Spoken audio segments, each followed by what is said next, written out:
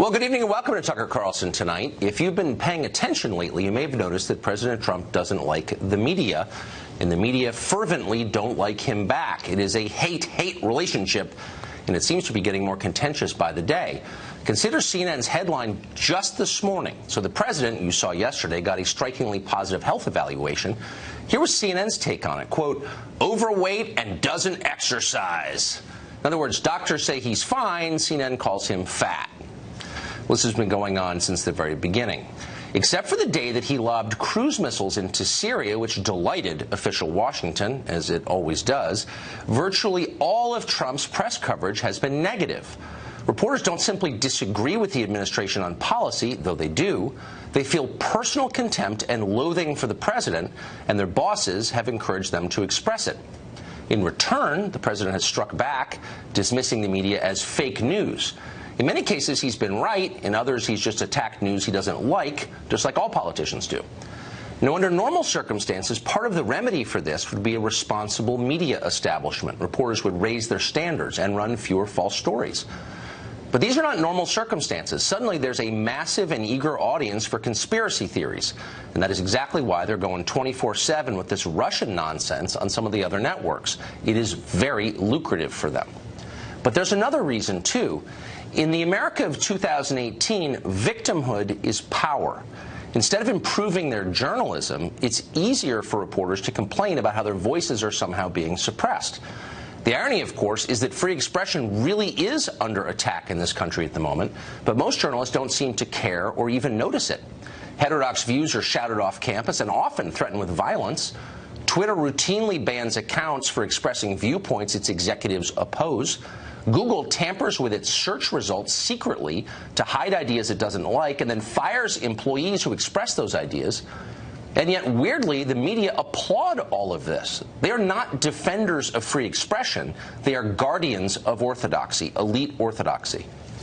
Today, Republican Senator Jeff Flake of Arizona took their side. In a speech on the Senate floor, Flake compared Trump's criticism of the media to the Soviet dictator Joseph Stalin, one of history's most prolific mass murderers, because, of course, barking at Jim Acosta during a press conference is a lot like building death camps or staging a famine in Ukraine. No one ever accused Jeff Flake of being a genius. Though he is right on one point, government often is the opponent of free expression. Remember, for example, when President Obama kicked newspaper reporters off his campaign plane because their coverage of him wasn't favorable enough. You don't remember that? Well, it actually happened. Then there was the time the Obama administration threatened to ban Fox from the White House press corps because we didn't suck up hard enough, or the time the Obama administration subpoenaed the phone records from the Associated Press, or the time they named Fox News reporter James Rosen in a criminal complaint. Back in 2010, President Obama actually described this news organization, Fox, as, quote, destructive for the long-term growth of a country that has a vibrant middle class. In other words, Fox News causes poverty. Now, these attacks on press freedom went on for years. Where was Jeff Flake then? We don't remember him comparing Barack Obama to Joseph Stalin or even bothering to defend us. Jeff Flake didn't hate Obama the way he hates Donald Trump because Obama didn't threaten the comfortable little sinecure that Flake had carved out for himself for so long. If you're Jeff Flake or Lindsey Graham or a dozen other Republican senators who secretly despise their own voters, the Obama years were a perfect time for you.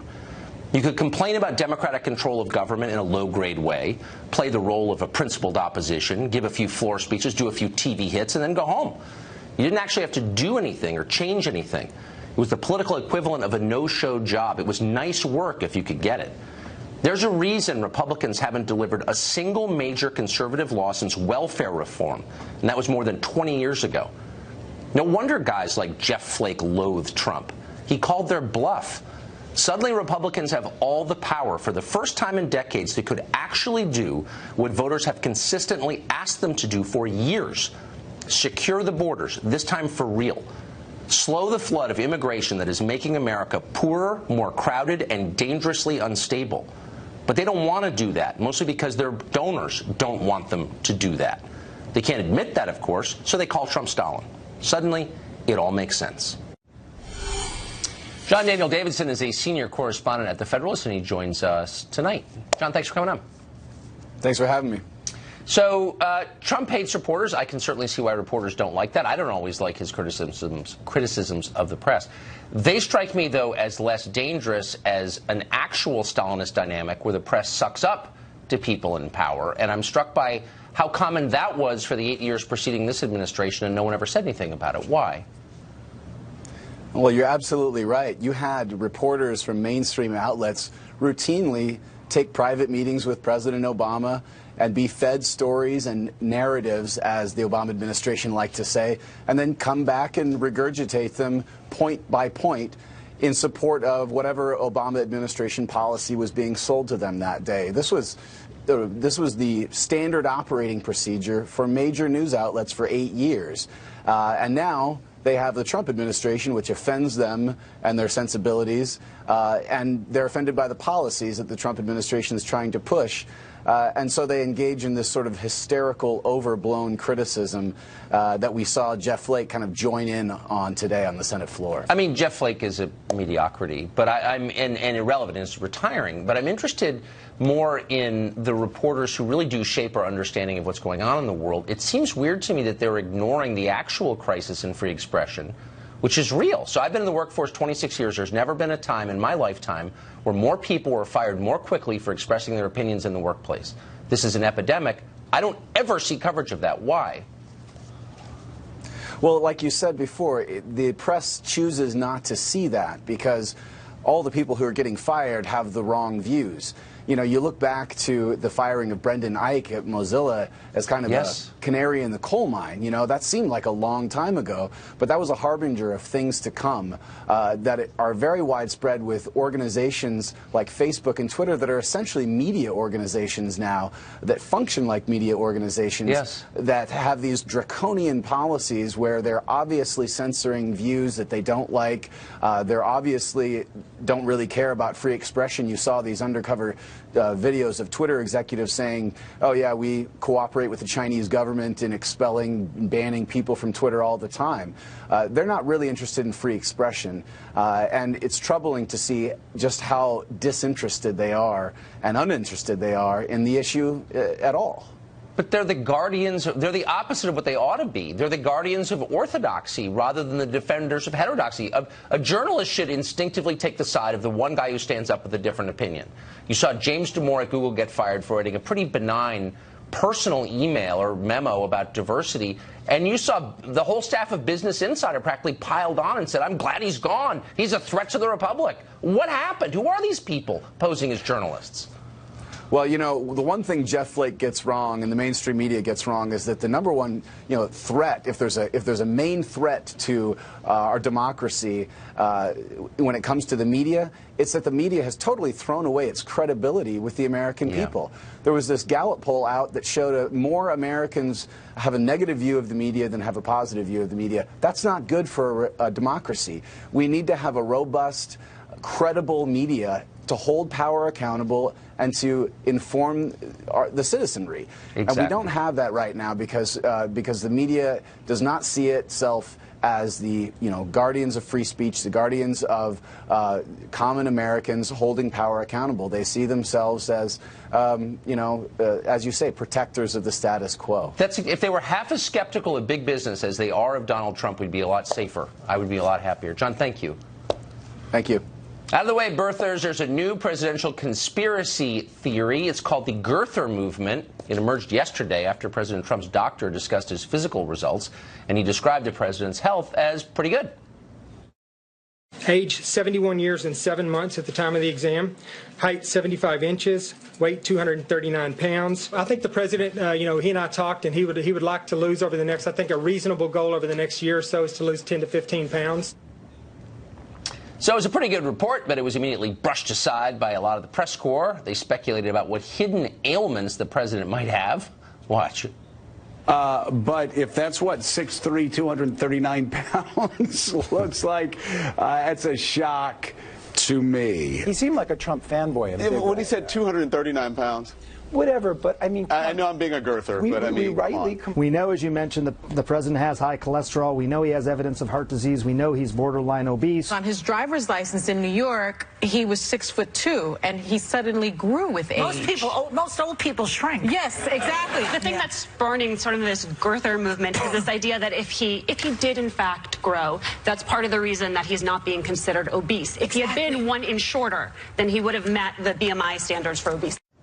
It shows you how physically cut off the press corps is from the rest of the country. Here's NBC producer Ken DeLion. Ken, we'll call him that. He demanded that Trump submit to a public weigh-in. He tweeted, seeing a lot of skepticism over the idea that Trump weighs only 239 pounds. Would he step on a scale in public to prove that? Brian Kilmeade is a host at Fox & Friends, author of the fantastic book, Andrew Jackson and the Miracle of New Orleans, and he joins us tonight. So, Brian, I mean, the one thing I learned from watching the coverage is most reporters live in neighborhoods without a single person who doesn't go to SoulCycle at least 4 times a week. They've never seen a fat person. They think Trump is obese. Well, listen. He had a doctor, a real admiral, come out who impressed the Bush family and the Obama family and their respective staffs and didn't know Donald Trump at all before he ran for president and won the White House. He came out and said, here's a thorough exam. I mean, the same media corps that missed FDR's wheelchair and Woodrow Wilson's stroke and the back problems of JFK finally got a full exam and a 55-minute presser to follow where every question was answered, and they zero in on his height, which would reveal too much weight. Americans sometimes should lose 10 to 15 pounds. He is sadly healthy. This is the bad news for the press corps, as I understand it. This morning, Tucker, I thought the big story was the crazy questions asked of that doctor. Later on, when the show ends, I find out everyone doubts the validity and the sanctity of the doctor's comments, and they want a public weigh-in. If Hillary Clinton had won in this age of equality and political correctness, would we have done the pinch test on her? Would we have asked for her weight and demand a second source? This is incredible. In the age of political correctness, we are fat-shaming a president who simply has to lose 10 to 15 pounds. Were they rooting for disease? They were rooting for something to stop him from being president. It just tells you everything about their world, where being 10 pounds overweight really is a sin, though. I mean, I actually think a lot of reporters are upset by this. The idea that, you know, a 71-year-old man might be mildly overweight, I mean, that's like worse than a war crime to them. I mean it. I'll take it up a notch. From the group of people that wanted Jill Stein to contest the election because it was fraud, wrong. Then they wanted delegates to flip. That never happened. Then the Russia investigation ongoing hasn't yielded anything. Then the 25th Amendment fell flat on its face because the president's sane. And then all of a sudden it turns out he might live through his term and not die of an illness. And they are so upset they're demanding a recount. This is incredible. I mean, you can't have it every single way. I've never seen people so disappointed that he wasn't riddled with disease. And he, for some reason, I think at some point is watching your show and laughing out loud as he was that entire press conference. I hope he's eating a cheeseburger and chasing it with the Three Musketeers bar. I do. I mean, there's something so transgressive about his eating habits in this age of macrobiotic orthodoxy. I just love it. Good for him. Brian Kilmeade, it is great to see you. I don't know if you read the New York Times, but page 8 had the tax plan, the economic values, and the unemployment numbers. All good news. They might want to focus on that, not his weight, but I don't want to tell anyone what to focus on. That's what people might care about. That's the spirit. Thank you, Brian. Great to see you. See? Chicago taking on the Trump administration in order to make its city better and lower its murder rate. Oh, just kidding. No, they're doing that for the sake of protecting illegal immigrants. A Chicago alderman who supports that joins us next.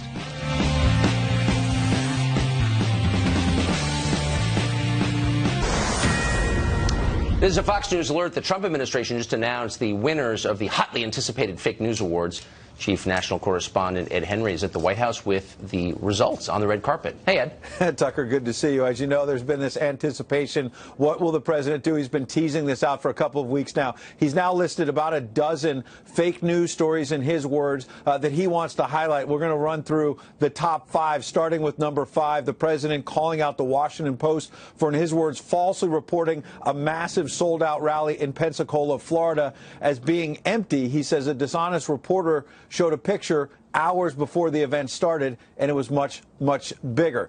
Number 4, Time magazine falsely reporting that the president removed a bust of Dr. Martin Luther King Jr. from the Oval Office. Remember, this was something that Time reported literally day 1, day 2 of this administration. It was a fake story. Number 3, CNN, in the words of the president, falsely reporting that candidate Donald Trump and his son Donald Trump Jr. had access to hacked documents from WikiLeaks before the public did. That was not true. Had to be retracted as well. Number 2, the president going after ABC News' Brian Ross. In the president's words, in this thing just tweeted out, Brian Ross, quote, chokes and sends markets in a downward spiral with false report. Remember, that was about retired General Michael Flynn and pleading guilty to that charge of lying to the FBI. Brian Ross suggesting that this dated back to actual collusion in the campaign. That had to be walked back. That was not true. The stock market crashed on that initial fake news. The president calling that out. Finally, number 1 in the president's estimation for the 2017 Fake News Awards. I know you've been waiting for this, Tucker. The New York Times' Paul Krugman, the columnist, claiming on the day of the president's historic landslide victory, in the president's words, the economy would never recover. As you can see from the market activity today, announcements like Apple saying they're pouring a lot more money into this economy, bringing repatriated money back into the United States. That is something that the White House is crowing about tonight, Tucker. Paul Krugman. Unbelievable. Ed, thank you. Good to see you. Great to see you. A group of Republican senators are pushing a DACA deal that would provide amnesty to about 2 million illegal immigrants. The proposal, which is being promoted by 7 Republicans, including Lindsey Graham of South Carolina, would offer a path to citizenship for all the so-called dreamers, even those who weren't part of DACA. They'd be eligible for welfare after 5 years here. The diversity lottery would be, quote, abolished. But those visas would simply be reallocated to other programs with the same purpose. A little sleight of hand there for you. It even allows the parents of DACA recipients who illegally entered America as adults and caused this whole problem in the first place to get renewable work permits to stay in this country. If you care about borders, it is a terrible deal, really a parody of a bill, apparently designed to win over Democrats who are threatening to government shutdown over DACA. Congresswoman Martha McSally represents Arizona. She's running to replace Jeff Flake in the Senate, and she joins us tonight. Congresswoman, thanks for coming on. Thanks for having me on. You're not only a member of Congress, you spent many years in uniform, many years. Yep. Over 20, I think. How do you feel about the Democrats saying basically out loud, provide amnesty or we're going to stop paying our troops? It's infuriating, Tucker. This is the point I brought up in the White House meeting last week, and I was moved when I heard Dick Durbin say there's lives hanging in the balance or something like that, and I was like moved to jump in and say the only lives that are hanging in the balance right now are those of our military, the men and women that are serving overseas, putting their lives in harm's way. There is a fake deadline created by the Democrats holding them hostage, and while our troops are over there risking their lives for us, these guys are dicking around, excuse my language, trying to come up with some issue that's not even in a top 20 priority of the American people. So we need to look to more legislation like the bill I introduced last week that addresses the priorities of the American people. The border security, yes, ending chain migration, ending the visa lottery, addressing sanctuary cities, asylum reform, unaccompanied minor reform, E-Verify. This is a reasonable bill to address the root causes of DACA that we can continue to work on over the next few weeks and months. There is no crisis here. And they are holding our troops hostage for this issue that has nothing to do with funding our military. It's infuriating as somebody So the bill that you're backing is literally mainstream in that its major components are right in the middle of the polling on the questions. Exactly. Okay, so, but the Senate, Senate version, which is being supported, really driven by Lindsey Graham and Jeff Flake. Lindsey Graham said to someone I know recently, Jeff Flake will do whatever I tell him to do.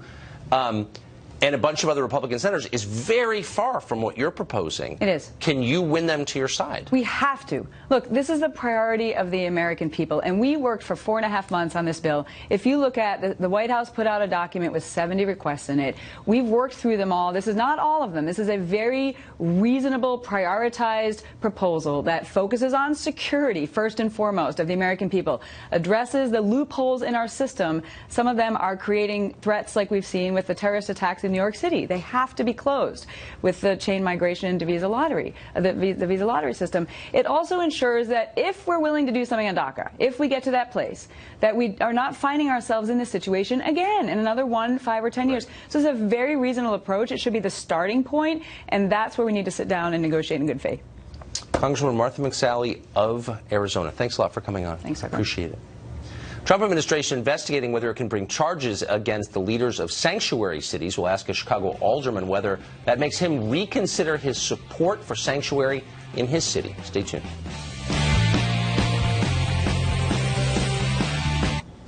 There could soon be a showdown in the city of Chicago over sanctuary city policies. Chicago has been one of the most aggressive places in the country in resisting the Trump administration's efforts against illegal immigration, and now its political leaders could potentially pay the price for that. The Department of Homeland Security has been asking federal prosecutors to investigate bringing charges against sanctuary city leaders across the country, including in Chicago. George Cardenas is an alderman in Chicago, and he joins us tonight. Mr. Cardenas, thanks a lot for coming on. Thanks for the invite, Tucker. So I asked this question to everybody who supports the policies that you support, but I think it's particularly poignant since you're an alderman in Chicago, which has a famously high murder rate and is teetering on the edge of insolvency as a city. How will protecting the rights, so-called rights, of illegal immigrants in your city help the citizens of Chicago, the citizens, American citizens who live there? Well, let me say, Tucker, first, and correct it. We're not near insolvency. That's wholly not true. We just passed the budget a couple of months ago. Tell me about the retirement liabilities that the city of Chicago has, and which remain unfunded to this day. I mean, that's a separate segment. But anybody who lives in Chicago is laughing at what you just said. I mean, no, we're paying our pension liabilities. We do have a problem with, just like in many other cities, by the way, we're not the only ones that are facing looming pension liabilities. So no, you're not. You're not the only. You actually have one of the biggest problems in the country. It's not the only problem. But my only point is Chicago is a great city. I love Chicago. But it's got a lot of real problems. It is a great city, Tucker. It's a great city. We got problems. We're solving the problems. Okay, but how is this helping? That's the question. No, I mean, I know you were trying to help it, but I'm just trying to correct it. It's just we're not insolvent. We are, we just passed a property tax, which it helped balance the budget. We're paying our pension liabilities. Okay, our credit rating has gone up. Good for you for trying. I mean, and I hope it works. No, I mean, it is true. Our credit rating is going up. Great, but let's get back to the question of how all the energy you're putting in to helping people who shouldn't be here in the first place is benefiting the citizens, the American citizens of Chicago. Why should they be happy about this? Well, you know what? Here, Tucker, we help. Look, I'm an alderman, but my constituents are varied. There's Chinese, there's Lithuanians, there's Polish, they're Mexican, they're from various parts of the world. I don't check their status when they come and ask me for for help. It's un-American. It's not what I do. I wouldn't do it to anyone. What's American is to help. See people No. So your job, but I want to be clear on this. So your job is to help any citizen of the world who asks for your help? People come to my office for help on various sorts of things, services, and my office helps those people that come through the door. So you don't think you have a special obligation to the citizens of this country? Your obligation is the same for the citizen of Bangladesh as it is for the citizen of America. No, but I don't have any citizens from Bangladesh. But here Name again, a country. I'm saying you don't have a special obligation to American citizens. I'm not checking citizenship status. Well, of course you are. You're protecting. Yes, you are. You're actually protecting. I mean, I'm not checking. This whole policy protects specifically at the peaceful door people who are not here whether legally. they are citizens or not.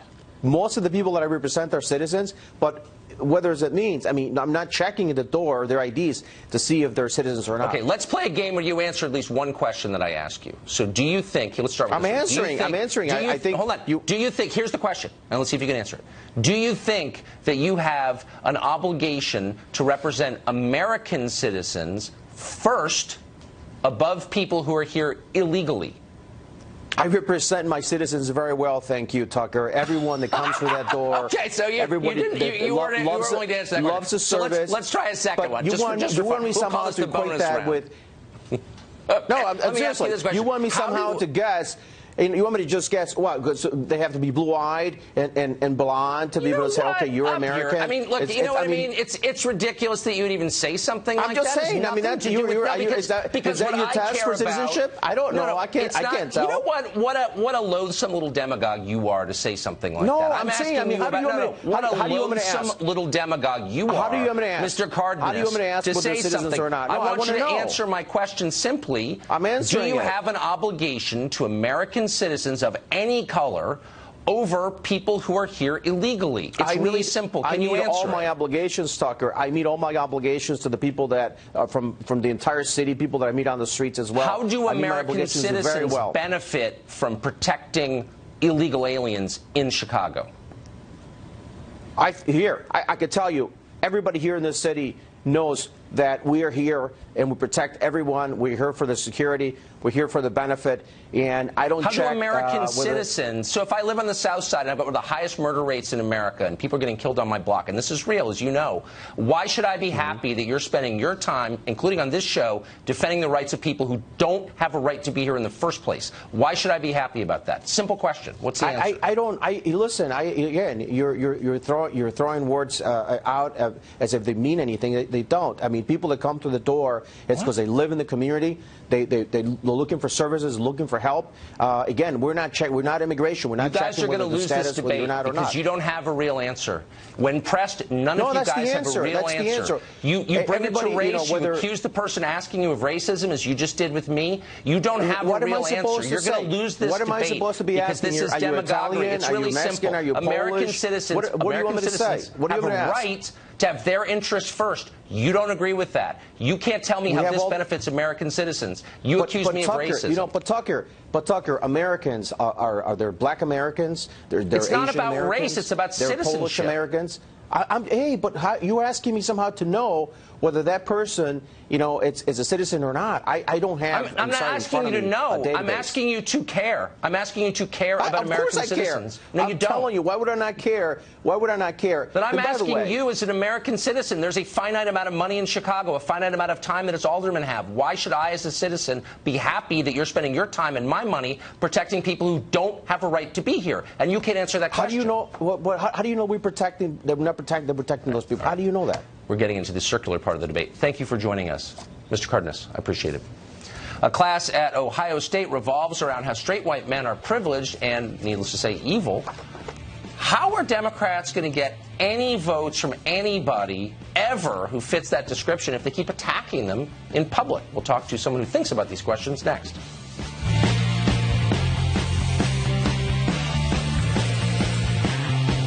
A class this spring at Ohio State University is dedicated to what it clearly regards as the biggest problem in a country with a lot of problems. Of course, it's straight white men. Be a Man, Masculinities, Race, and Nation is the name of the class, and it will, needless to say, attack white men for their privilege in a whole bunch of ways. Readings have titles like Advertising and the Construction of Violent White Masculinity. Of course, appears to revolve around how white men have victimized everybody else since the beginning of time. Christy Setzer is the president of New Heights Communications. She's a longtime Democrat who thinks deeply about these issues, and she joins us tonight. So here's my question, Christy, without getting into just how unbelievably awful every single straight white man is. Clearly. I think that goes without saying. As an electoral strategy, this has become really common on the left, even from elected officials in the Democratic Party, dismissing white men as bad, prima facie bad. Isn't it kind of bad politics to, tell tens of thousands, hundreds of thousands of people, you hate them for who they are? Like, they're never going to vote for you. Why would you do that? So that Ohio State professor was not tapped to write policy the last time I checked. Right. I don't see any policies coming out of the Democratic Party that are meant to demonize white men. Oh, really? So, just, I guess, all of them, beginning with affirmative action and hiring set-asides and all that. But it's not, you're right, but it's not just Ohio State. The senior elected Democrat in the House of Representatives last week attacked the negotiations over DACA only because they were being led by, quote, 5 white men, as if that was, like, inherently discrediting. Okay, so that is something different, and that is something that I think that Trump brings up for a lot of people, which is that he has, in his 1 year in office already, made the least diverse cabinet in a generation. His court appointments have been almost exclusively white male, something like 91%. So if you look at that as a woman, you think, Now, obviously, white men are not the only people on the planet. I also don't believe that they should be the only people in positions of power, but President Trump does seem to feel this way. Well, I don't know. I mean, but you're not supposed to attack people on the basis of things they can't control, like their sex and their race. Those are the rules. Sure. And if all of a sudden you have elected officials openly attacking people, not because of things they've said or things they've done, beliefs they have, but on the basis of their sex and race, that's profoundly alienating to people of the same race and sex, or maybe even other people of good conscience. Do you see? Right, like maybe saying that people from certain African countries are probably could all be seen the same way and not in a very positive way. I don't think he said that. I think he attacked the country. Whatever. But I mean, I guess if you don't like that kind of talk, then why engage in it? I guess that's my question. I mean, so Trump says naughty things is not really an answer, and this is everywhere in the Democratic Party. I mean, I've got a whole list of Democratic officials attacking white men for being white men.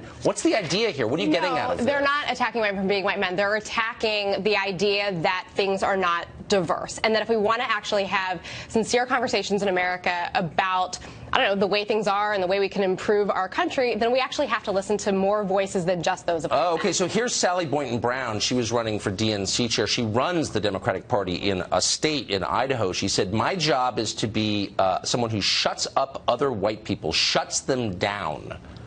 Really? Right. So I remember that comment, and that was kind of a stupid comment. But what she meant by that was sometimes the people in power need to just sit back and do some listening as opposed to all the talking.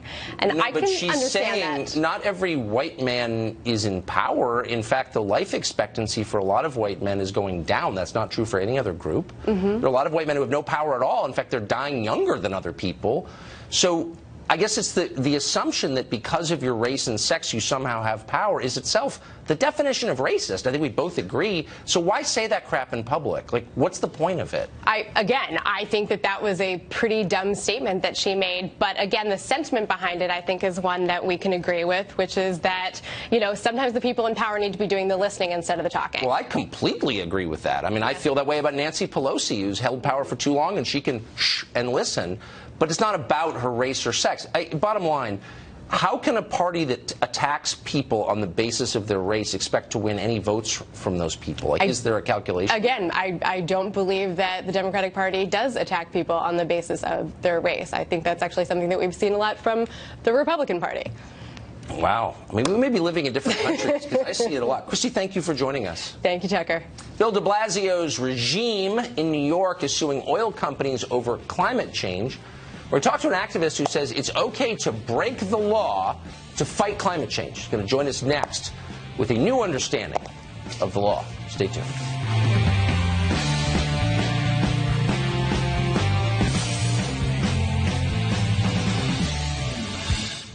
New York Mayor Bill de Blasio enjoys flying around his city by helicopter, but make no mistake, he is a true warrior for the climate, and you can tell because he's using taxpayer money to sue oil companies over climate change. He puts other people's money where his mouth is. Pretty clever. Ken Ward is a climate activist. He said he'd go further. He says it's okay to break the law for the sake of climate change. Ken Ward joins us tonight. Hey, Ken, thanks for coming on.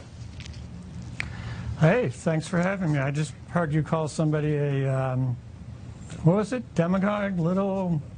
That was then. This is now, Ken. Totally different segment, different guest. I'm glad to see you Sitting here. here wondering what I got myself into, but thanks for having me. Come on. No. I don't do that unless incited. But let me ask you this, and I'm not going to call you that or hopefully anyone else that ever again. I hope I won't have to. But why can the mayor of New York call himself a warrior against climate change if he uses a helicopter to get around a city when he could take public transportation? Oh, we get those kinds of questions all the time, and I can't speak for the mayor of New York, of course.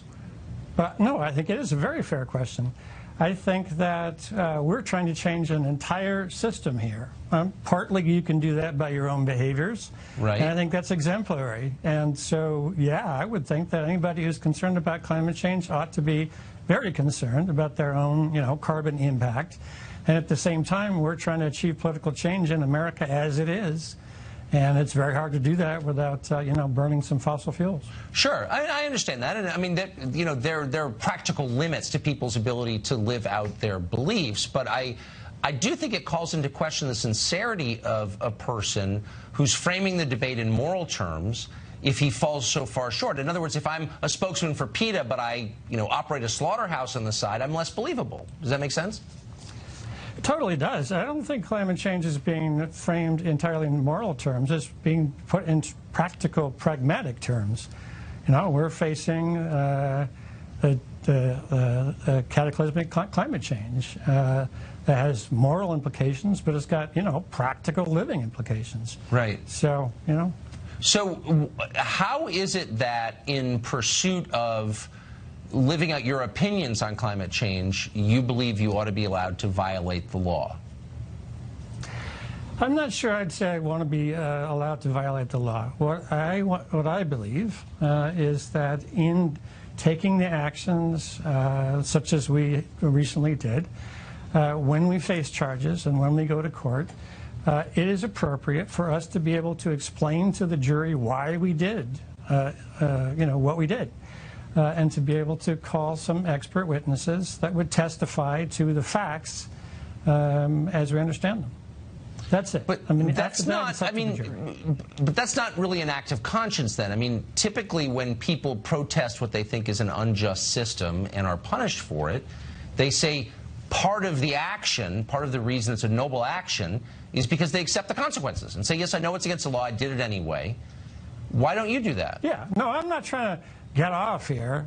Certainly, anybody who engages in direct action, if you're going to stand there and get arrested, is with the expectation that you may well be punished for it.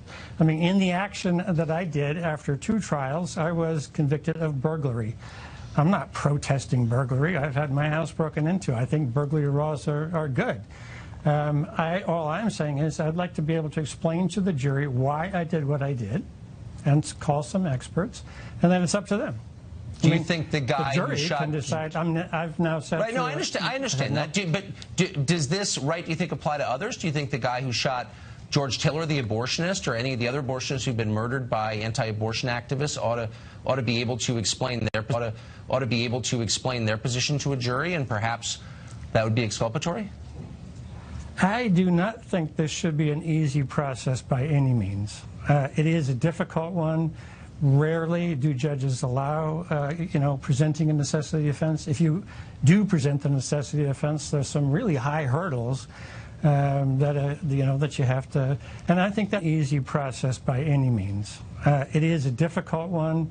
Rarely do judges allow, presenting a necessity offense. If you do present the necessity offense, there's some really high hurdles that you have to, and I think that's appropriate. I don't. Do you think anti-abortion activists should be allowed to do that, though? Well, first of all, the example that you mentioned was violent. I'm committed to nonviolence. Well, how about blocking a clinic? Oh, blocking a clinic. I think that if people believe that this is, actually, I think the pro-life movement is pretty comparable in a lot of ways to the political situation that climate activists face, which is a insoluble problem that the mainstream politics, and in this case both parties, are not dealing with. That's the classic situation. All right. Well, that seems like a fair position. Thank you, Ken. Thanks for explaining that. Position, yes. Nice to have you on. Amazon, getting more powerful, now wants to put a camera in your bedroom. Is that a good idea? Stay tuned. Knows the answer. He's the author of a brilliant and insightful new book called World Without Mind, The Existential Threat of Big Tech. Frank Ford joins us tonight. I should note you're one of the relatively few people on the left to, I think, take a thoughtful position on this, so God bless you for that. The subtitle, The Existential Threat of Big Tech. Why existential? Look, the device that you described is sitting by our bedside. These companies want to be with us all the time and be in conversation with us. So we know this with our phone, where when our phone's in the other room, it feels like our arm has been severed from us, yes. And we've become addicted to these devices. And these companies have amassed incredible power over our personal lives, but also over our society. They control the public sphere in a lot of ways, and therefore the direction of democracy. But also, they exert incredible influence over our destiny as a species. You know, technology is a good thing, and it's enabled us to do incredible things. It might even define us as a species. But we're merging with these machines in an unprecedented sort of way. And when we merge with these machines, which we wear on our wrist, Google Glass and augmented reality we'll soon wear on the bridge of our nose. Sergey Brin, who is the co-founder of Google, talks about the day Google's going to be implanted in your brain. We're not just merging with machines, we're merging with the companies that operate those machines and that run those machines. And so they're able to impose their values onto us through that. I thought I was terrified before. I'm more terrified now. In 45 seconds, yes. Tell me why so few people in our political class are concerned about this. Well, look, in a lot of ways, these devices, these platforms are free or they're low cost. They make life incredibly efficient, and so we're just short-sighted in thinking about them. We can only see that we can get a package delivered to us in a couple hours. Hooray, our email is free. Hooray. We don't see the long-term damage that these companies do to capitalism, to democracy, and to our individuality and individualism. I hope this book sells as many books as Michael Wolff's book did. Worth Without Mind, The Existential Threat of Big Tech, Franklin Foer is the author. Thank you. Thanks, Tucker. That's it for us. Tune in every night to the show that is the sworn enemy of lying, pomposity, smugness, and especially of groupthink. Good night from Washington. Sean Hannity from New York is right now. Lying, pomposity,